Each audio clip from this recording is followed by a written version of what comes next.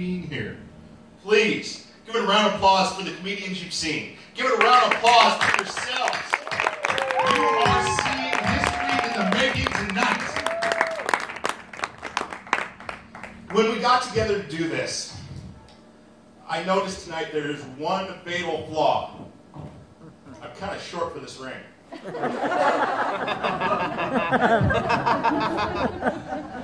That's what happens when you work with two tall guys. And they're the ones doing the building, and I'm just the one going, hey, what if we did this? No, the ropes are, you're not going to go shorter? Okay. Oh, this is beautiful. This is a big round of applause, too, for Dan Playhouse. Without him, we wouldn't be here right now. There's a few other acknowledgments I'd like to make. A few people in the crowd tonight. First of which, I'd like my mother to stand up. Wendy, please stand up.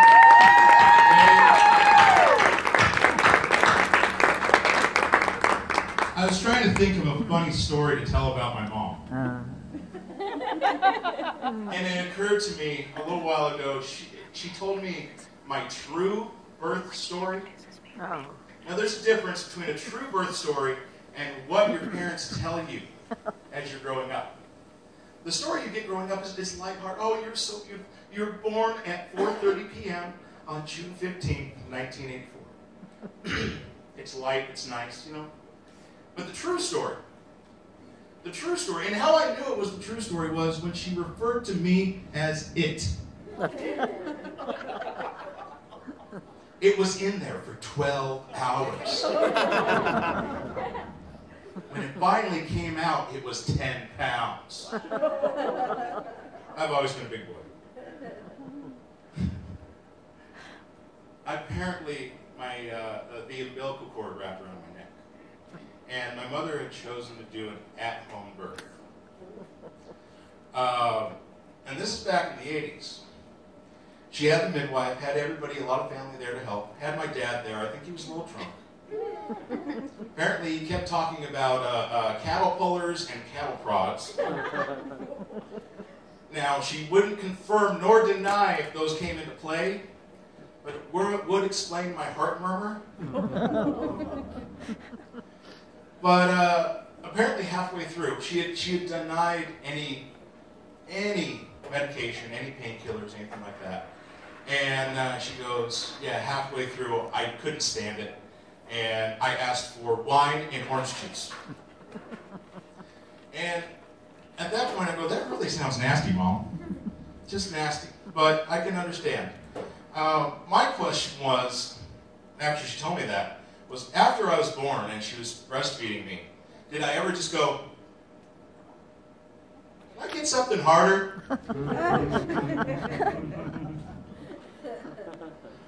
But that's what I thought of from my mom, and I hope I didn't embarrass you too much. So the next person I'd like to recognize here tonight is my girlfriend. Nikki, please stand up.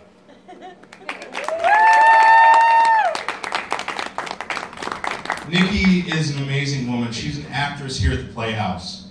She's actually the grand dame of the Playhouse. Very talented. She's also a stand-up comedian.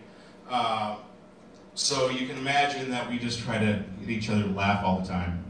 And since we've been together for 2 years, it's now just staring into space. No, she's amazing. She just went back to Arkansas this last couple weeks ago to do a comedy tour. Honestly, she's doing better than me. So that's not even funny. That's just great, and it makes sure I'm not sleeping out on the couch tonight. The last person, well, no, actually, not the last person, the next person I'd like to recognize is Nikki's daughter, Cinnamon. Please stand up. That is Cinnamon with an S, like a stripper. I asked her to dress conservative tonight. Thanks. I want to thank Cinnamon because I don't have any children of my own. But in the last 2 years I've been with Nikki, I've kind of become a father figure to Cinnamon, a positive male influence. She started forcing dad upon me. and calling me Dad, and usually my response would be something that I can't say on stage, followed by go away. But I thank her for trusting in me and treating me like I'm her real dad. And most of all, I want to thank her for bringing her boyfriends around so that I can do the ultimate dad thing, threaten them. Now, there's been an evolution of this. The first one came around, and I just did the simple, whatever you do to her that hurts her, I will do to you. Nice and simple, you know, put the fear of God in the young man. The next one, I got a little bit more, what's the word, animated. Whatever you do to her, I will do to you, and I'm far bigger than you are. The final one, and actually she's still with this boy, I sat him down and I go, okay, you do anything to hurt her, I will keep you alive long enough to skin you, and then turn you into a nice handbag for her. So she has something to positively remember the relationship on. So thank you, the three ladies in my life. Please give them all a round of applause.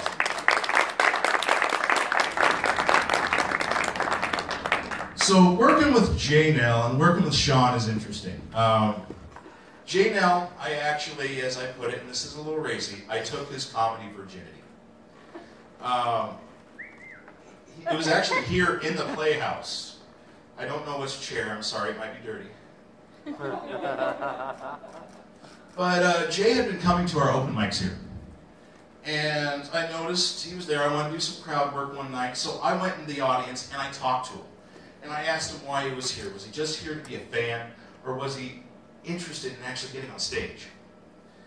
And I'm interested. Okay, I pulled him up on stage and I told him the difference between a street joke and an actual joke that comedians do.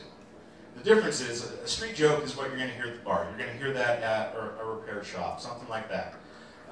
And what we do up here is far different. But I got him to do a street joke on stage. And he's been coming back ever since. I love Jay to death. I'm not going to tell a fun... No. His hugging. There's few people in this world that can hug me and make me feel small again.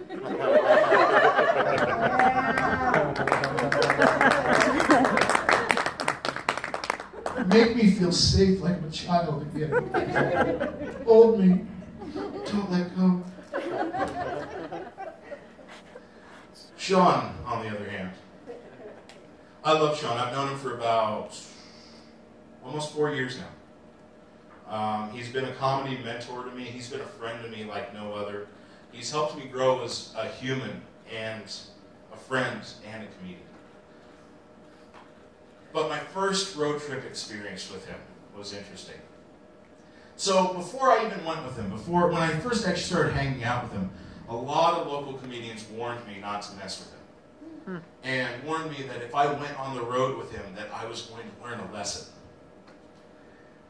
Now, Sean is a teacher. He may not think he's a teacher, but he is. He's a comedian. Is he looking? Is he behind me? Yeah. He's never heard me tell this story. That's why I'm doing it tonight. But I was getting ready to go on the road with him. He had a show down in Winnemucca. And a few comedians were like, you shouldn't go, man. You're just going to be disappointed. I go, honestly, it's the road. I want to get out there. I want to see it. I'm going to go no matter what. And the drive down was awesome. He told me stories I had never heard before, made me laugh, told him about myself, and it was a good bonding experience for the two of us. And when we got down there, he was playing, I think it was Winners Casino. Or no, he was at we were staying at Winners. He was playing a convention. And he goes, there's a comedy mic down there, or a comedy show. I know the people on it. Go down there, tell them you know me, and find out if you can get on the stage. Okay, cool, awesome. He goes to do his show, I go down, and I walk up to the host, I'm like, hi, my name's Jacob Dalton. Sean Peabody told me I should come ask you if I could possibly get on your show tonight. Who? Maybe the headliner knows him. Go talk to him. Same spiel. Hey, my name's Jacob Dalton. Sean Peabody said I should talk to you, possibly get some stage time. I don't know who that is. I went through 3 people. None of them knew who he was, quote unquote. And I ended up just going, well, can I stay and watch the show? Yeah, no problem. I'd say a good 45 minutes into the show, I'm sitting there, the feature's up, and Sean comes walking in the room. The feature stops in the middle of his set and goes, "It's Sean Peabody!" Hey, everybody, give him a round of applause. I'm sitting there, like, really? This was my lesson? The host comes on after. Hey, Sean, we'll give you some stage time if you want to get up here. Really? Okay. So I learned my lesson.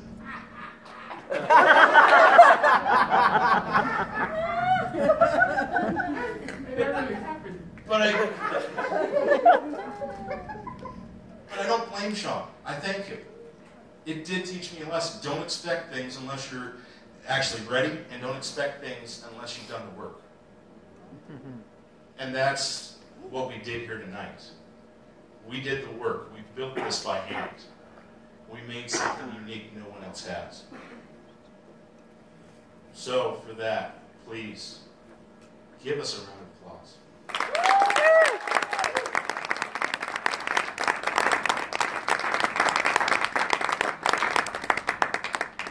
So with all the pleasantries out of the way, I'll tell you a bit more about myself. I was born in a farmhouse out in Meridian, while my daddy was telling cattle prod jokes. I was homeschooled. My mom's a teacher now. 30 years now? 30 years a teacher. And she taught me until about 9th grade. One of my fondest memories was sitting at the kitchen table doing my schoolwork. And we had an old black and white TV sitting there, a little tiny one. She turned on Davy Crockett for me. The old Disney, Davy Crockett, king of the wild frontier. My dad came to me and goes, "Jake, I got you a coonskin hat and a BB gun that looks like a black powder rifle. And just like Davy, hunting skins and trapping, for every one of the squirrels you get in the backyard, I'll give you $1. That's great. I'm 6 years old. But my little brain did think, I wonder what he'd give me for the neighbor's cat. Well, after the cops showed up, I found out.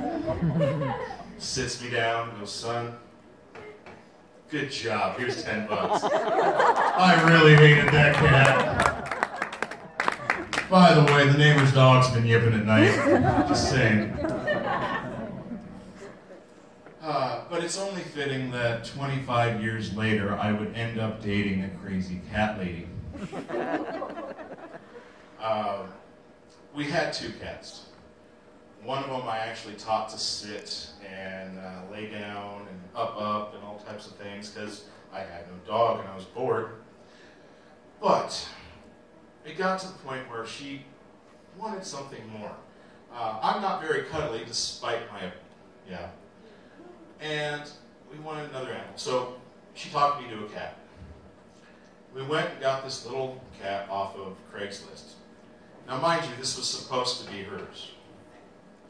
As soon as we got the cat, it was on me. It was back here, right behind my neck. And I'm like, no, I don't need an animal. I don't need this. This is supposed to be your animal. Come get it. And she pulled off, and he just ran back. So at that point, she goes, "You might as well name him. He's orange." And for anybody who looks into cat history, the orange ones were coveted by the Vikings. They would kill the rest. So I named him Thor, a demigod. But since I trained the other cat, I decided I needed to train him something unique, something no one else has done. So after Thor in the comic, I call it Thunderstrike. And Thunderstrike is where I pick up the cat, finds another cat, and go, "See him? Thunderstrike!" And slowly over time, he's starting to develop that thunderstrike means attack. And so now I can have a lot of fun. When Nikki's walking from the shower to her room, I just sit there in the corner and go, hold on. Thunderstrike! Jake! We had an 18-year-old roommate, and he saw the kitten and saw how cute he was, all the things I was doing with him. He goes, I want a kitten. Go talk to Nikki. If she says yes, we'll do it. He comes back like a little kid who just talked to mom. She said yes. I can get a cat. Okay, well, keep me apprised of the situation. 2 weeks later, he comes walking in with two, a brother and a sister, in his arms. And I'm like, no, we're not. Jake, wait. I paid $40. I got a cat tree. I got a 5-gallon bucket of food, a 5-gallon bucket of litter. It came with the litter box. Blah, blah, blah, blah. I'm like, that's a good buy, honestly. I can't fault you there. So I let him keep him, and over time, his cats then bonded to me. So now I have 3 orange cats that I don't want, all laying around me and on me. And he comes to me and goes, Jake, what are you doing? Why are all the cats bonded to you? Well, I'm the natural alpha of the house. They recognize that. Well, how do I become the alpha? You got to dominate your cat. How do I do that?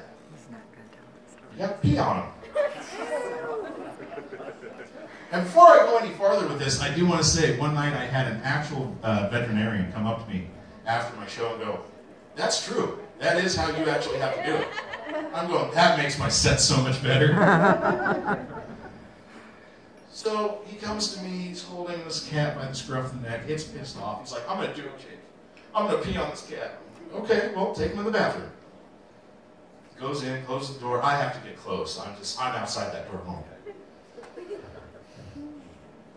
I start hearing, I couldn't help myself. I just go, thunderstrike! Ah! I had to take him to the emergency room. Honestly, that's the best room I've ever played. They've asked me to come back and tell jokes. He wasn't happy, but they were happy. So yeah, now there's 5 cats in the house. And I'm looking for a new place to live. She won't let me build an outdoor cage for them. There's got to be something I can do. So anybody in the audience that has ideas for me, how I can tolerate this, please talk to me after the show. But, yeah, I just started a new job. I'm working for a radio station now. Really enjoying it, working with a bunch of different stations. It was a step up from where I was. And I'll give you a hint, and you'll have to help me with this. Get in the zone! AutoZone. I hate that place so much. But if you say, I won't get sued. See how that works? No, I'll still sue. But yeah, I worked for AutoZone for a couple of years. A lot of interesting characters. I was at the Garden City location, so a lot of really interesting characters. Had a guy come in one time. And a lot of people don't know what the part is that's broken. So they'll take a picture on their smartphone. He's just swiping through his phone, all pissed off, gets up to me, hands it to me, and goes, "What's this?" How exactly did you break this? Well, what do you mean? I went over a speed bump. Okay. You realize this is a penis, right? Hand the phone back to him. He just turns red. Starts going for the door. I'm like, "Sir, wait, come back. If I had one of those in stock, I'd upgrade you." But the highlight of that job was a lot of the elderly customers that would come in that didn't have anybody else. Mine was Dolores. Dolores had lost her husband, but she still had the 1965 Rambler that they bought brand new. And it was in pristine shape. And she'd bring it in about once a week and go, "Jacob, can you check my oil? Can you check my air pressure?" And she started telling me about her garden and the neighbor's cat that kept getting in there and that little bugger. And it was nice. It was rewarding. Then wintertime came, and I hadn't seen her for a while. Didn't think too much of it. And then she came in one day and goes, Jacob, I have the strangest noise coming from underneath my hood. Okay, well, let's check it out. Before I can even pop the hood, I smell death. And I know this isn't going to be good, but I proceed, open up, and there it is, Mr. Fluffy, somebody's cat.